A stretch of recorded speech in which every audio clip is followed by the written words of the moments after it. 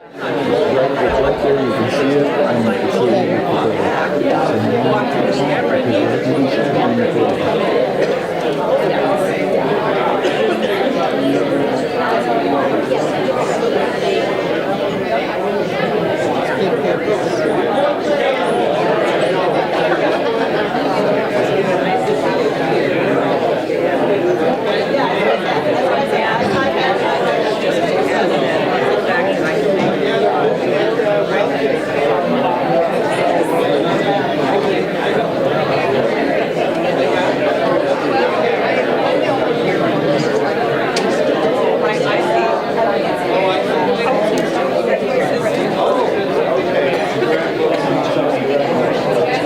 What do you think?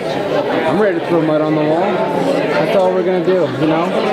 We're just gonna... Hi, Richard. So is that recording? What was that? I just did that same thing. That's gotta go up.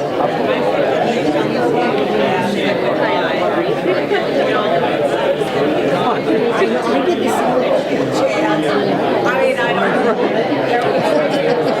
I didn't. So are we, we're recording, all right. I can have it. Yeah, I know. Yeah, so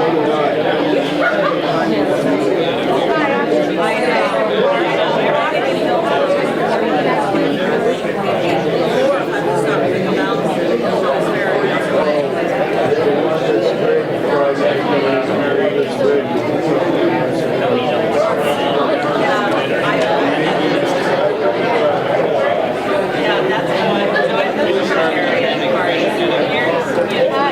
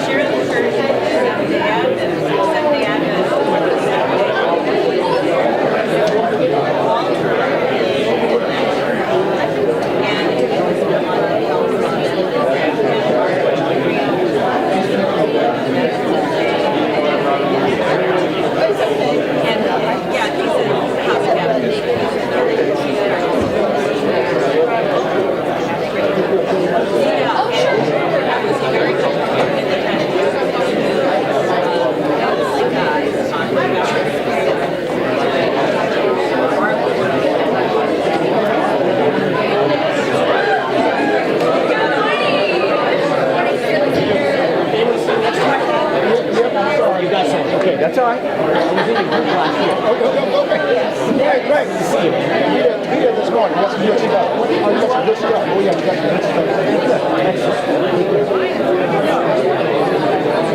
Simplify, young man. Simplify, sir. We're here one more time, right? That's right. Sounds good. Sounds great. You got your benefits? Good. I want to make sure you know that.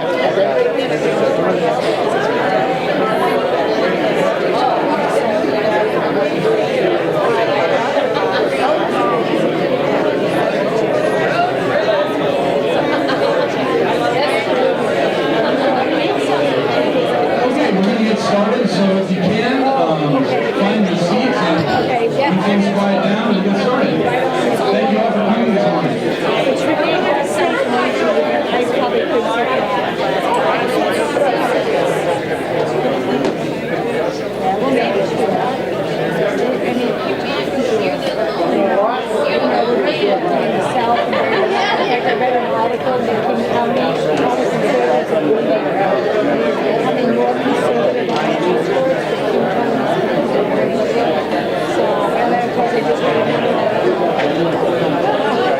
Let me out first.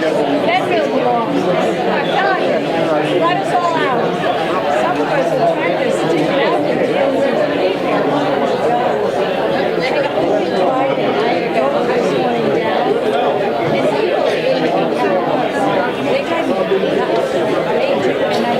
So you've been recording, right? Okay. So when it stops, just give it a few minutes. And just let that continue to record. Just let it. It'll stop recording. Just let it sit for like a few minutes. Start right back up again. Yeah. You're just gonna stop, and you're just gonna hit the record button after a few minutes. Took notes during the convention, after the convention, and he came across a conversation between Dr. Benjamin Franklin and a woman, and she asked, what did you give us, a monarchy or a republic? And I bet most of you know what he said. He said, a republic if you can keep it. I always open WLN conferences with this story because it is a challenge to each of us as an individual in this nation where we prize self-governance. What Dr. Franklin said was a direct challenge to each of us as an individual to take responsibility for our own governance and to step up. Now we have a problem in this state, and we have a problem in this country, and I guess you could say we have a problem around the world. Socialism and statism is on the march. There have been victories going the other way, but they are on the march. And we have largely been on defense. We have apologized for capitalism in some cases. We have compromised in places where we should not compromise. I'm not saying you shouldn't ever compromise, but we shouldn't compromise our cardinal principles. We need to go on the offense because the wheel will turn.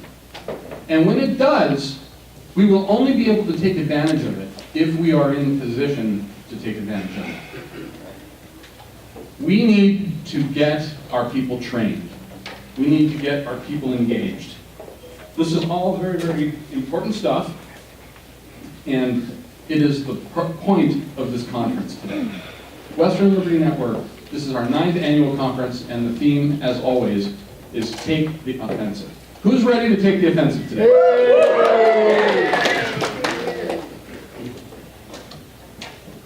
I'd like to begin by honoring our vets. How many veterans are here today? Can you raise your hands?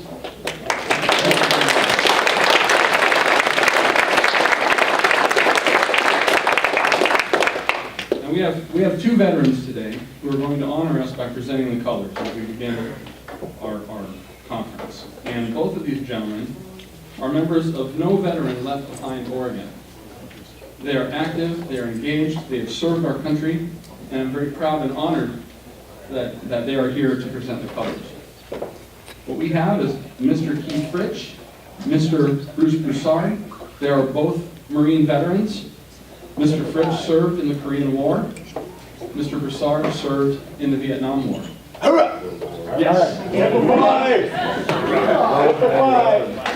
So, Mr. Broussard, would you please present the colors?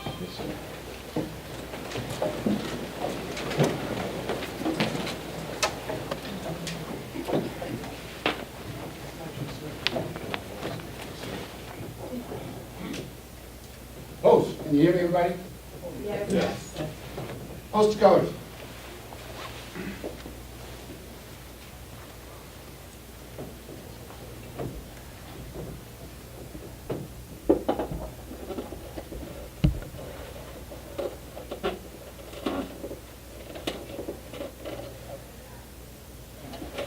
Just hold it.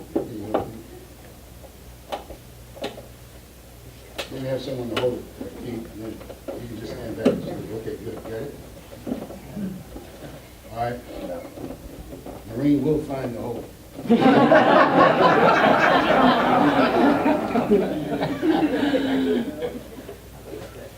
Okay. Are you good, buddy? Okay, fine. Ready? And salute. I pledge allegiance to the flag of the United States of America and to the republic for which it stands, one nation under God, indivisible, with liberty and justice for all. Ready? True. Post. And God bless you all. Thank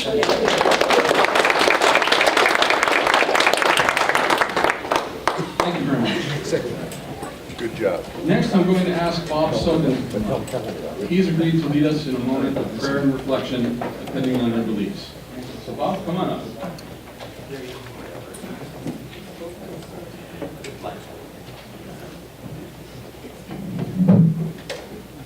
Thank you, Richard. Everybody show reverence for our Lord this morning. Everybody stand. Everybody stand. Thank you. Now we come before you, Lord, to welcome you to this leadership conference. We ask that you would bless our speakers, instructors, and we grasp those things that you want us to understand. We thank you for the opportunity to come and gather this day. We ask for your hand of blessing on this conference. We ask that you would guide and direct this conference so that it's full of wisdom and productivity. Thank you for helping us to accomplish our work and our goals this day. Amen. Amen. Be sure everyone visit our tables. Thank you.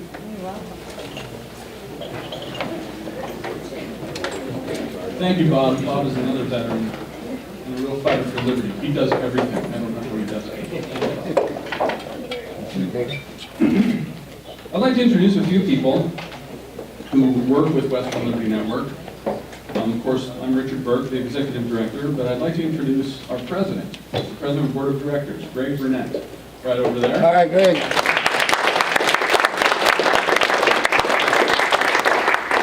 He signs every paper I put in front of him, so thank you, Greg. I'd also like to introduce Ken Morris. Where's Ken? There he is. Ken Morris is the new Washington State Director. We are spreading out. This is going to be a national organization. And Ken is not alone. He's going to work with Erin James. Where are you, Erin? She might be outside work. She's been greeting people and making sure they find this place. And Mark Delphine, if he's here. Are you here yet? Mark, I saw him. Anyway, they are helping Ken in Washington State, and we're looking forward to being organized there. And we have one affiliate now in Texas, and we are talking to people about starting up in California, Idaho, Utah, and Montana, and we'll see where we go from there. Next year's conference could be a truly national conference. We'll see how that goes. Also, Mike Neerman. Where's Mike? There he is. That's State Representative Mike Neerman. He is a WLN alum. He attended an early conference. We were just getting formed, got active, got elected to the state legislature, and he has printed these off for us. This is a list that everyone should have. This should be given at the registration desk, showing what offices you're eligible to run for in this spring's nonpartisan elections. Filing deadlines are in March. The election is in May. Now, how many people here have had their name on a ballot? See hands up. This is awesome, because when WLN started, there was probably about a quarter that many people that had hands in the air. Of those whose name has been on a ballot, who has won an election? That's good. Let's give these people a hand.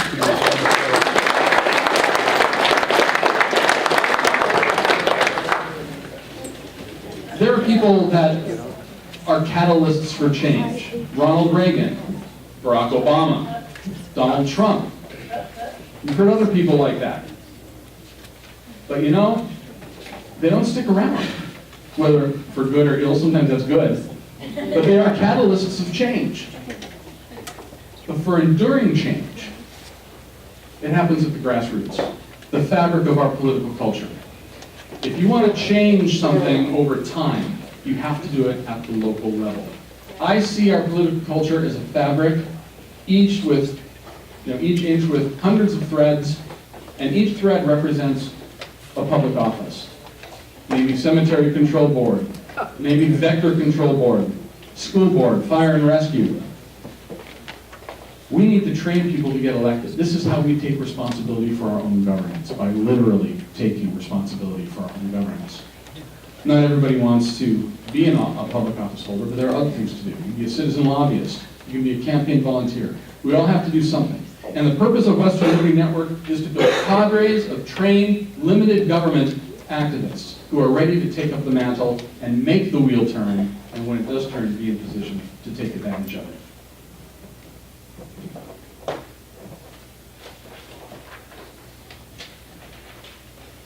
Paper here. A few more people to introduce. Anastasia Yuskina, my stepdaughter.